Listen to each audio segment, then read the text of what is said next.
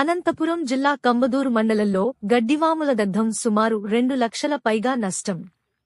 అనంతపురం జిల్లా కంబదూరు మండలం తిమ్మాపురంలో గుర్తు తెలియని దుండగులు చేసిన పనికి గడ్డివాములు, పశుగ్రాసం పూర్తిగా దగ్ధమయ్యాయి.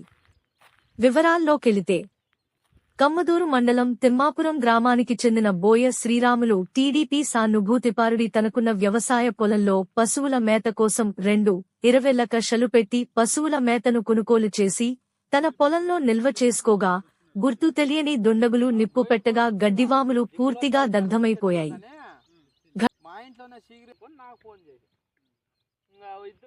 తలారి శ్రీరాములు ఇట్లే నా పొలం పక్కలో వాన్ వేసుకొని టార్మాల్ వేసి ఈడే ఉన్నాను. నైట్ 7 గంటల దాకా ఇక్కడే ఉన్నాను.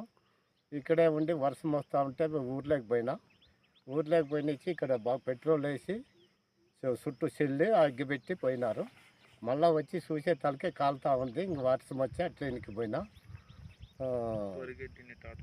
4 ట్రాక్టర్లు వరిగడ్డి, ఒక 6 ట్రాక్టర్లు పొట్టు గొర్రెలకని నేను ఈడే పెట్టుకోండి. గొర్రెలు అమ్మేసి అట్లే ఉంటే ఆవు తెచ్చుకోకుండా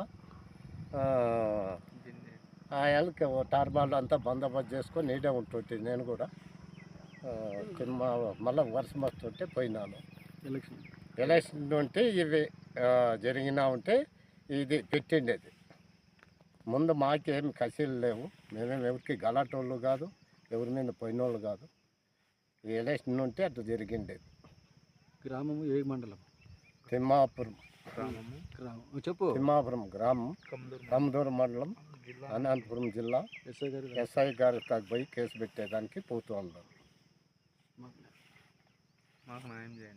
మాకు న్యాయం చేయండి.